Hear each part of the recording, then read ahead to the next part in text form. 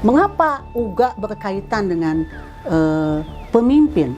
Dalam kepemimpinan Sunda atau raja-raja masa lampau, pemimpin itu harus sesuai dengan misalnya naskah Sang Hyang Siksa Kandang Kersian misalnya, itu seorang pemimpin itu dituntut harus memiliki sifat dasa prasanta, yakni guna misalnya harus memiliki sifat guna, ramah, hook, pesok, asih, sayang, karunya, nyecep.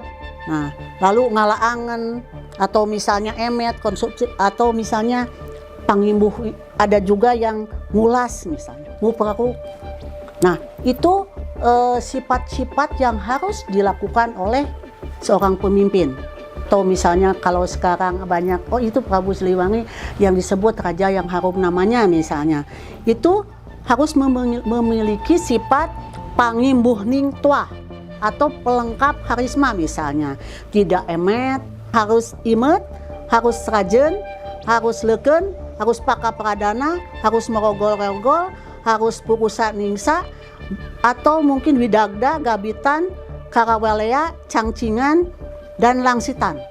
Itu harus memiliki sifat seperti itu, tidak konsumtif, berjiwa pahlawan, cangcingan terampil, dan rela berkorban, dan lain-lain.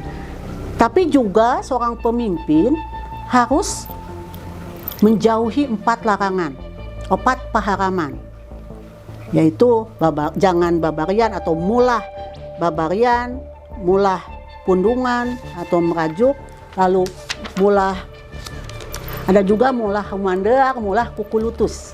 Jadi 4 hal yang tidak boleh dilakukan oleh seorang atau harus dihindari oleh seorang pemimpin. Ada juga misalnya seorang pemimpin dalam naskah Sang Hyang Hayu itu harus menjiwai 3 rahasia.